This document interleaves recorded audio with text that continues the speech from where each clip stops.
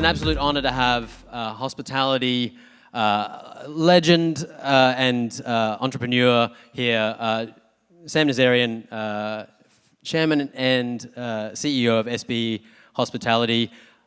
He's now heading up, has kicked off C3.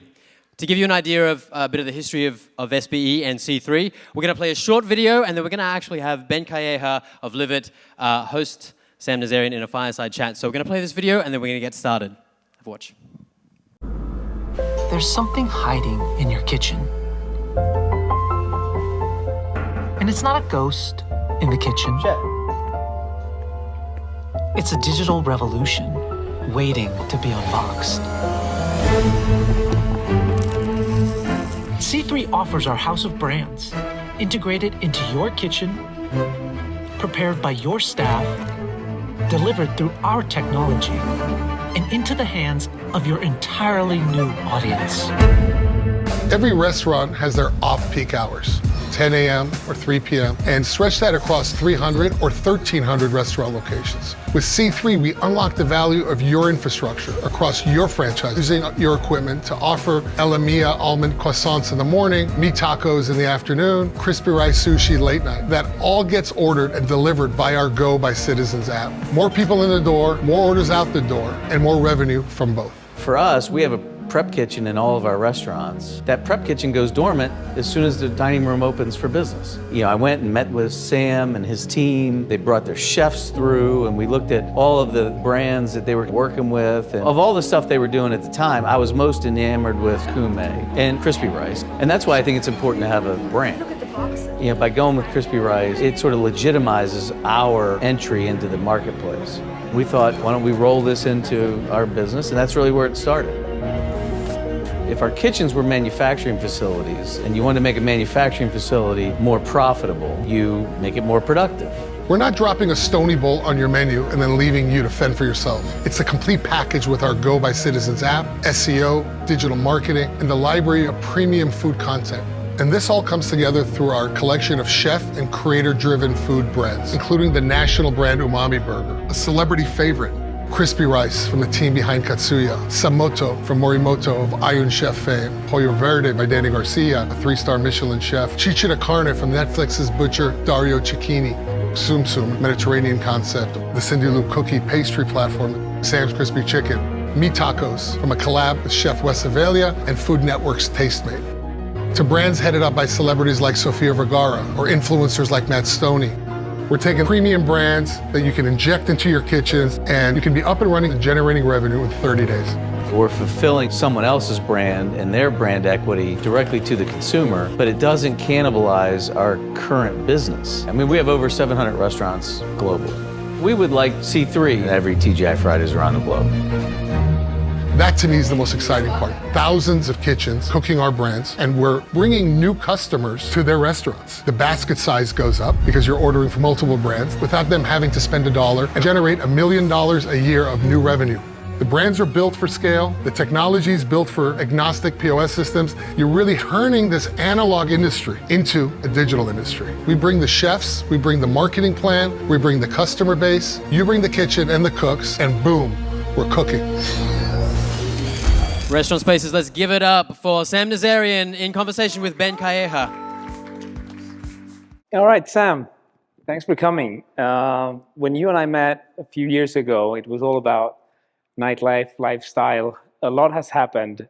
So, for the ones that don't know your background, could you tell us a little bit about your story in an executive summary? Sure. Hello, everybody. Welcome to Miami. I started about 22 years ago in LA. I was very intrigued by the boutique hotel craze at that time. The word lifestyle wasn't really being used. And after making a couple investments in a couple hotel brands, one like the first brand I did was called the Viceroy out of Santa Monica. We quickly realized as equity partners that there was a whole misalignment between the hotel operator, the restaurant operator, the guys running our bars, and ultimately the experience of the guest. So at that time, if you go back, some of you are my age, Ian Schrager, Andre Balazs, and W. Those are really the three kind of tentpole lifestyle brands or boutique brands. So we quickly, in 2002, I decided to create a fully integrated solution. I thought it was the right idea. No background doing any of it, so I created a hotel brand, which to me was what was missing in the boutique space, which was a more accountable service with high design. So I created a brand called SLS Hotels. And in parallel, I started an entertainment division, because you got to be able to run the bars and the clubs. So we opened some bars and clubs in LA. That thing took off pretty fast. Right place at the right time. And we also created a restaurant vertical to inject those restaurant brands into the hotels to give them real credibility once you put them in a hotel. And we created brands like Katsuya, Clio. We had like 30 brands, but the one that was probably the most notable outside of Katsuya was a guy that I met in 2004 from Washington, D.C. named Jose Andres.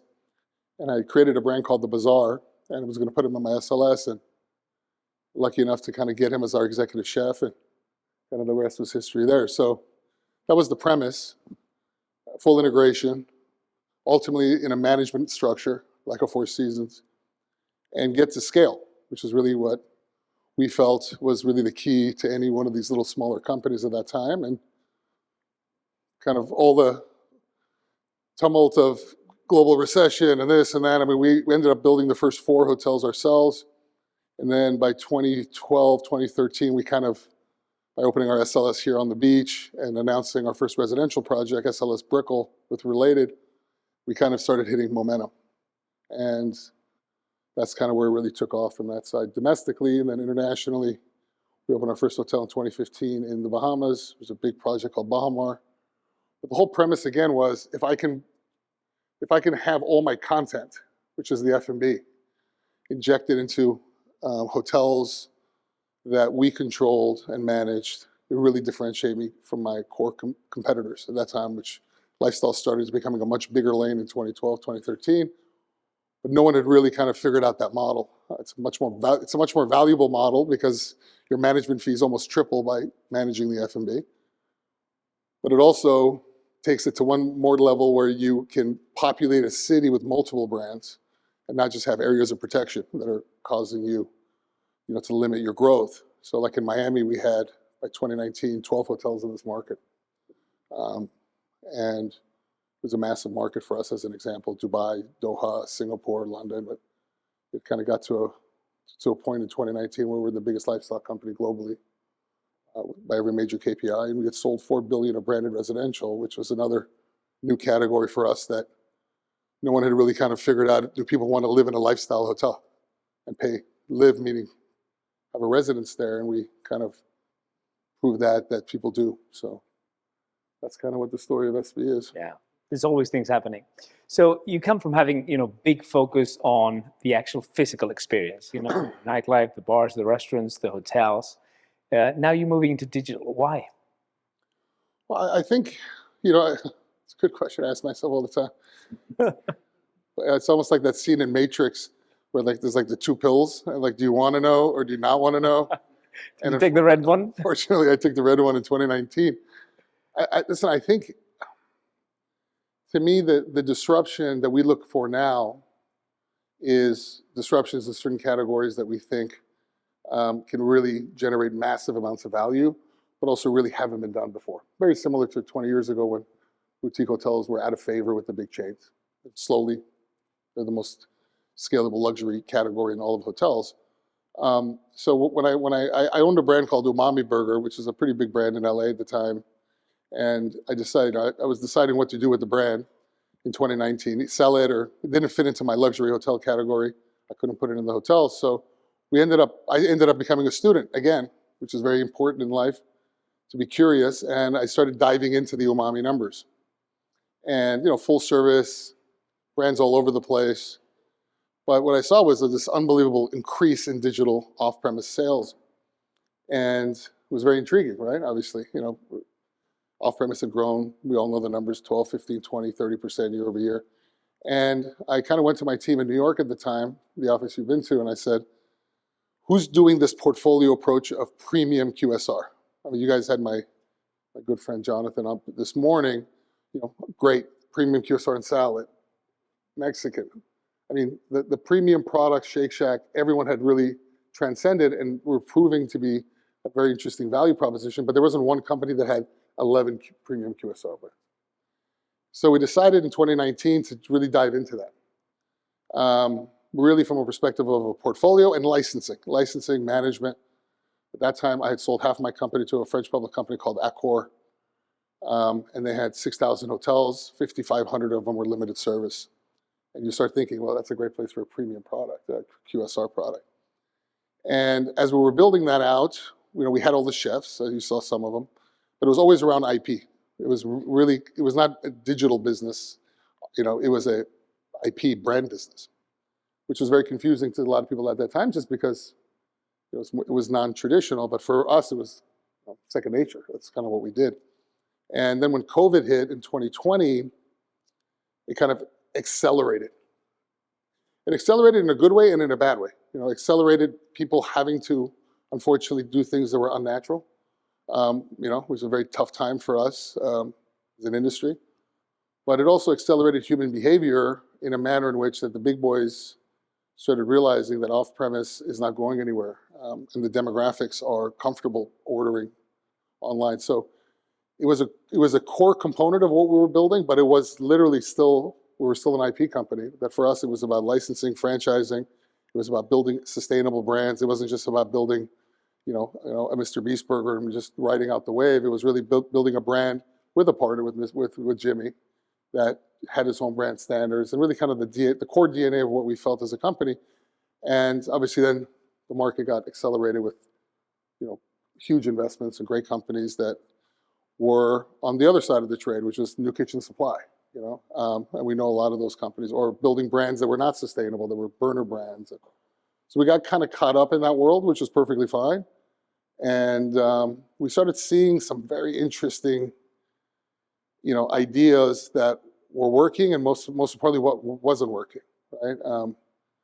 Instant Checkmate, another great example of a company that does work, and it was a great solution to the whole ecosystem, if you will, of value creation. But there was also companies who really were going big on with huge investments in things that we felt were not going to work.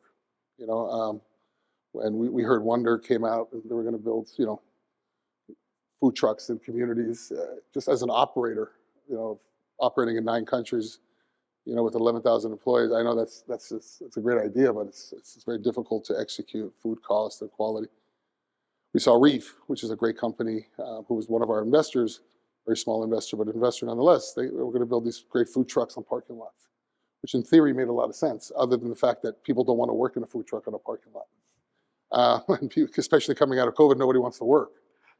Right? So our idea was always to create IP and then put it through this very interesting funnel of monetization, one of them being digital, as you saw with TGI Fridays, but the other one being transportation, hospitality. Everyone is now looking for the new premium bespoke product, licensing, franchising, food halls. We have a very big food hall business.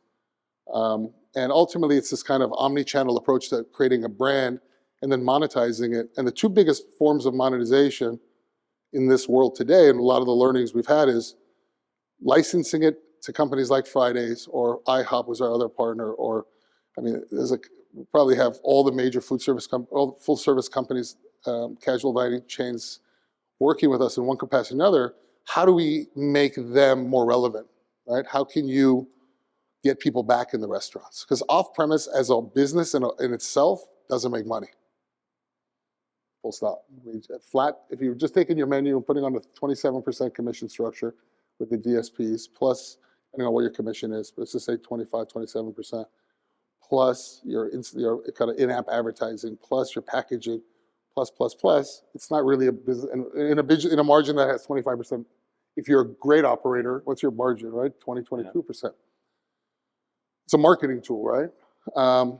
It's awareness, it's scale, but it's not really going to move your needle, especially if you're going to go all third party and not have your own delivery portal. So we really wanted to focus on bringing revenue in store, because I think that's the holy grail, and that's what we've done.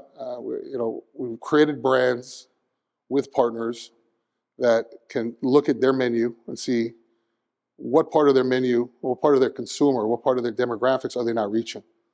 and deliver that to them in store. Delivery becomes incremental, and that's not easy to do in an industry that's very analog. But we've really turned the corner, I think, as a company the last 3, 4, 5 months, because our numbers have just shown that we can do that at scale globally. And the other side of that is once we do that, create that experience in store at scale, then we create a CPG component around that. So in the case of crispy rice as an example, we have crispy rice branded soy sauce and spicy mayo and all the CPG side of the business, which is a very, very, very profitable business. And that's kind of really the model that we've seen work. We're franchising, we're licensing, we're opening company-owned stores, all that we're doing to a degree with third-party partners. But the disruption, I believe, is how do you save the casual dining industry? Because it's dying. We use the kind of the analogies of Blockbuster. If they cannot evolve and they become a very, very interesting supply chain and massive scale, and some of these brands were disruptors. IHOP was a disruptor. TGI Fridays was a disruptor. Denny's was a disruptor. I mean, it's just we're inundated now with opportunities. But the idea of this next generation of millennials and Gen Z and their connection with brands are a lot different than our connection was when we started. So that's really what we are at its core. And since then we've acquired companies like Nextbite and great acquisitions we've done that kind of pick and choose the great ideas they had within their company.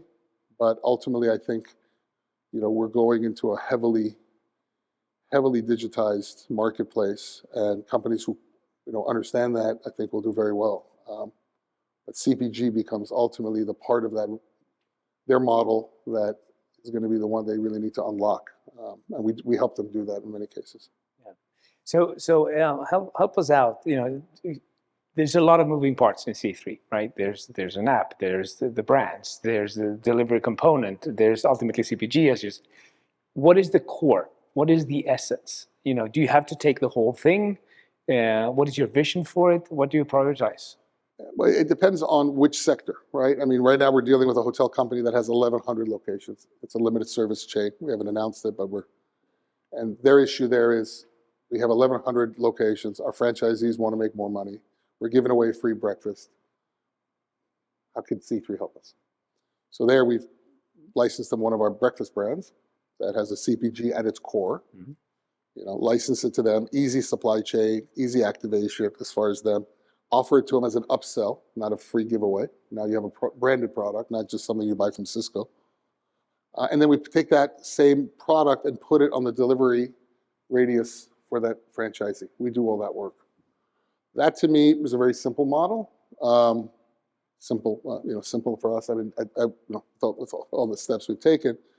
But now you can get to 1,100 locations pretty fast with an on-premise brand that also has digital licensing for delivery. That's interesting. Those guys can make now 150,000 of EBITDA a year just by doing this with no capex. That requires, if they want our tech, our direct-to-consumer tech, they can have it. It's a percentage-based model, so they don't have to invest in it. We work with companies like It's the Checkmate that can aggregate that into their system. But then we have opportunities like next month we announce 400 flights a month for XO Shuttle, which is private aviation, where we're the exclusive food provider for everybody that goes on XO's 400 flights a month. That's using our tech because they pre-order. Great business, and disrupting kind of the private aviation catering business, which gets our brands more into the eyes of discerning people. We have a partnership with Nestle and 7-Eleven, as we were talking about earlier, where we took Nestle Toll House and brought it to 7-Eleven for on-demand cooking of Toll House cookies coming out of 7-Elevens for delivery. That took about a year and a half, and we're in about, I think, 40 or 50 past the pilot stage, and 5,000-6,000 locations. So you really don't have to do much. You just get to like the scale that we have now. It's a pretty interesting model. But to your question, franchising is important because it reaffirms the brand when people see it live. Whether it's Airmark, Sedesco, these big food service companies, they need IP. They license our brands. People see it at the airport. People see it at the college campus. That's important. That takes time. That's a brick and mortar business. Even if they're doing all the work, it takes time. Licensing, takes time. And we have like 10 umamis in Japan. We have 20 umamis being built in Saudi Arabia. That takes time. Important. But, I think you have to it's kind of like me, like in the SB, I had to build hotels. But what differentiated me was restaurants. And restaurants, you had to have multiple brands. Then you had to have nightclubs and nightclubs and bars and beach clubs and mixology brands. That took a lot. It was a lot. But end of the day, when we sold the hotel company in 2019 to Accor, it was that's why we got the 32 multiple.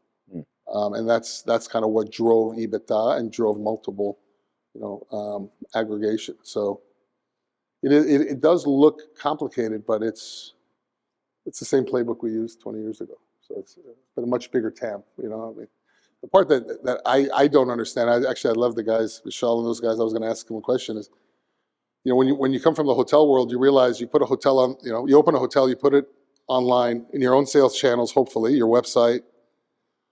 But what you do is probably 60 to 70% of your inventory goes to the OTAs, right? Travelocity, Expedia. And that's why they're worth 3x what Marriott's worth, right?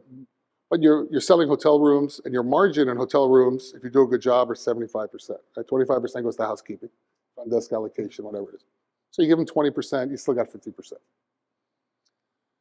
In restaurants, it's like a $650 billion on-demand restaurant revenue. Like last year, $650 billion of on-demand food was cooked for all aspects, delivery, in-store.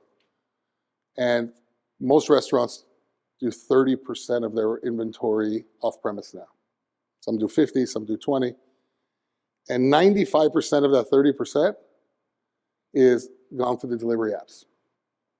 So let's just say 500 billion for round numbers of sales. 30% of that's 150 billion going off premise, and call it 95% of that is going to the delivery service providers. And they put the menus on and they don't touch them. So it's like you literally put this hotel, we're sitting in here now, this iconic hotel that's now kind of had its better days behind it, and you put all 600 rooms, one price, forever. There's no aspect of revenue management, as we call it in the hotel world. So obviously, Super Bowl weekend, it should be $3,000 a night. Tuesday after New Year's should be $150 a night, right? I mean, it's common knowledge, common sense. $150 billion just sitting, non-revenue, non-aggregated, no performance dynamic. It's nuts to me that that's not where the focus is. We started putting a couple smart engineers around it with AI, because AI can do that and ultimately tie it out to the aggregator. But in-store, it's tough. But delivery, it's not tough, right? And that's one question I can't seem to understand. You just move that by 3 or 4% of upside, and you're dealing with billions of dollars of upside, flow through. So those are the things we wish we didn't see. Now we have a complete team focused on AI, which I don't even know how to find ChatGPT, but apparently it does all the work.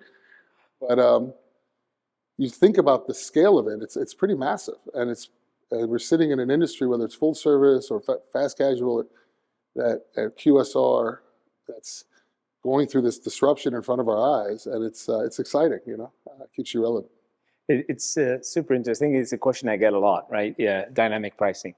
How come we're all used to pay different prices on airlines, different prices on hotels, but we're not prepared to pay different prices in restaurants?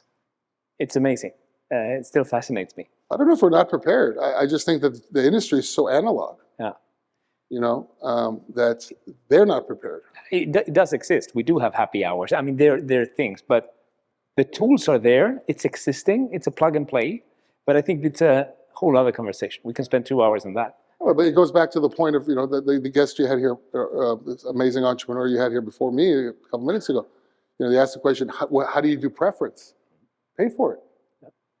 Whether it's in store, you pay for it. And if you want to, you want to prevent the line, you pay for it. If you want to do a bigger order, you do it the night before, you pay for it. People are willing to pay for it. You have to ask them. And then you have to have the accountability of your lowest common denominator.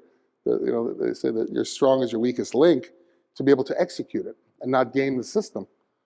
But 100%. If I'm, going to and having breakfast and I got to go pick big package of food for my wife and my kids early Saturday morning, which happens often, and I don't want to wait in line, I'll pay the extra $15. Yeah.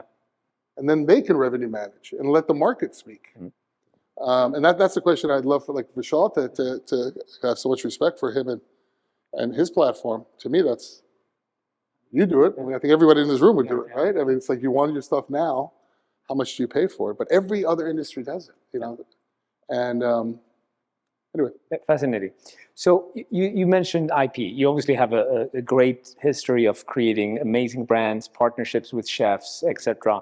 So, what's your secret to approaching IP? What does it take to build a sustainable brand? I think a couple of years ago, I read there were 100,000 virtual brands in the US alone, right? How do you stand out? You mentioned the Mr. Beast, What's the secret to create sustainable IP? I don't know if I know the secret, but I can tell you what hasn't worked for us, which is sometimes better than what has worked, and a lot of hasn't worked. When you look at a brand, any brand, whether it's a hotel brand, a restaurant brand, nightlife brand, it has to have a kind of a core reason to exist. We always say, what's my reason to exist? And from our perspective, the brands that have worked not only have fit into a white space that is, very apparent, but no one's really done it, or we've looked at it as a portfolio. So if you came to our restaurant company, Nobu, you say, okay, it's better than Katsuya, or Shake Shack's better than Umami, but there isn't one company that does all of it, right? So that's one approach, is really kind of the portfolio effect of what we do. The second part is, it's not just about building a brand, it's kind of what does the brand stand for as it evolves through the cycle. I think virtual brands are exactly what they were, and they're virtual. So for us, we spent a tremendous amount of time, every single one of our brands, really going through these steps. And every one of our brands has to be looked at as a brick and mortar brand. Even if we license it digitally, ultimately, it has to be built that way. And it has to have a core competency of culinary. It has to have a core competency of an amplifier. So whether it's our partnership now with Sofia Vergara, who's one of my dear friends, and nobody more entrepreneurial than her. And she brought us Walmart, which is a massive relationship of hers.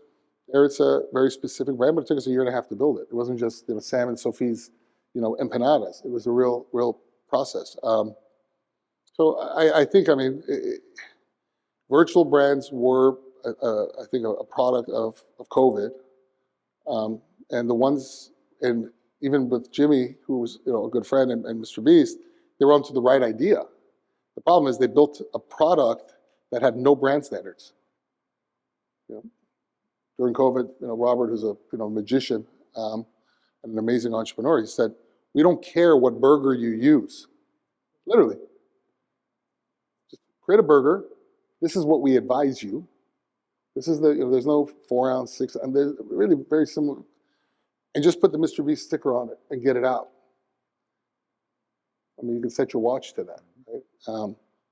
But the part that Jimmy, who's Mr. Beast, got it right was he said, okay, fine, but I'm going to go build an amazing CPG business.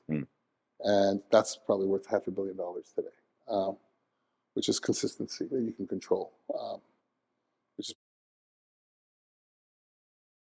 15 of the biggest virtual YouTubers and celebrities based off different demographics, based off different cuisine categories, and all of that product is around CPG. You could carry it in the store, but you have to buy our CPG product to do it. Yeah. So every aspect of the menu is 100% consumer packed, and it comes through our funnels into a partner, so they can't screw it up. I think it's a very important point, right? We've seen a lot of failures because of lack of consistency and standards and quality control. And I guess when you work with some of the big brands, they already have those in their kitchens, but you also have your brands in smaller players. How do you manage that quality control? Well, we at C3, we never went, the only real smaller player we went into was Reef. Who had an they raised 2.8 billion, so it wasn't like they were, and that one we pulled back very quickly. But when you deal with enterprise level solutions, even if it's a franchisee of an enterprise partner, as you said, they have their kind of bookends. Still going to get it wrong, but much less. They're not building the bridge as they're going over it, you know. We are in 380 SMB, small and medium-sized locations, and we're constantly tracking them. And those are kind of the brands that we bought from Nextbite. Great place to test, though. But you know, when you're trying to fit a problem for an enterprise partner with 1,000 locations, the first thing they're going to say is it's too difficult, and that's just what everyone says. I'm like, okay, well, it's too difficult. You're going to go bankrupt. So let's try to get to the. Let's stop playing those games. 2 years ago, we would have to beg them. Now they're all coming back and saying, help us. And we're like, well, what do you need? You know, do you need, like, there's a chain I can't mention, but they have 800 locations in the Southeast. They're an amazing legacy brand. They've been around forever. Unbelievable connectivity to their core customer. I call them like the in and out of, they're not in the burger space, but the in and out of the East Coast. And they know that they're over-indexing in a certain demographic. They want more Latinos. They're over-indexing in not getting enough kind of soccer moms, as they say, which is the most powerful demographic in the world. As I'm married to one, I know how powerful they are. Right? They want millennials and Gen Z, and they also want to take their brand and take it to a CPG component, and they also want to take their brand and expand it, you know, as any private equity-led company does. And you know, they don't exactly know how. They're very protective of their IP, but they realize that if they don't grow, they die. If they don't innovate, they die. And you know, just doing it in a traditional franchising model only gets them so fast, so quickly. So that's where we can come in and license them one of our brands that fits the demographical fix they need, reutilizing their existing infrastructure, getting people in store, not for delivery. You could only get our brands in that example in store. And it's a powerful enough relationship we have with these two big YouTubers and celebrity that fits their demographical need, that if you want it, you have to come in. And that helps their same-store sales, that helps their multiple, that helps their franchising capability of having more profitable business, not just total business. And we're also helping them co-brand a product with us for CPG around the breakfast space because they own that space in that market. So, you know, that's massive revenue, right? I mean, think about it. With Fridays, December this year, run rate will do 90 million in revenue with crispy rice and TGI Fridays. And we take 6% of that. It's not a bad fee stream. Yep. And that doesn't include their international franchisees and things like that. So it's found money for them, but it's, I mean, they're all in now. I mean, it's a brand standard. Everyone has to carry crispy rice. 2 years ago, we were like, trying to, you know, get Mr. Blanchett there drunk all the time so he'd carry it, but now it was like, it's an interesting model, you know. I mean, think about it. It's the same kind of things that we put into building a beautiful space, an experience. Now the experience becomes digitally, but the product still has to resonate when you eat it. Yeah, that's the hard part. So you mentioned the acquisition of Nextbite, right? Which is sort of a different animal, right? Their brands doesn't have all the IP. Yeah. There were smaller players. What's the reason behind it, and why? You know, what do you want to do with it? You know, I was very intrigued by Nextbite because, as you said, they were exactly the opposite of what we stood for. But they were unbelievably innovative because they spent a huge, I mean, they had an aggregation product, which was called Ordermark, which I was not very excited about. But I was more excited about the relationships they had built. 7-Eleven, IHOP, Ruby Tuesdays, Quiznos. But also they had built a very good reporting funnel that we just didn't do. And when you talk about these chains, their concern is, sure, we'll put you in 1,000 locations. How do we know what's working? How do we know what's not working? And they made a huge investment in that we ended up buying as well. And to be honest, I had literally 7 days to buy the company. I mean, it was not in a good spot because their investors told them that we don't have any more money to give you.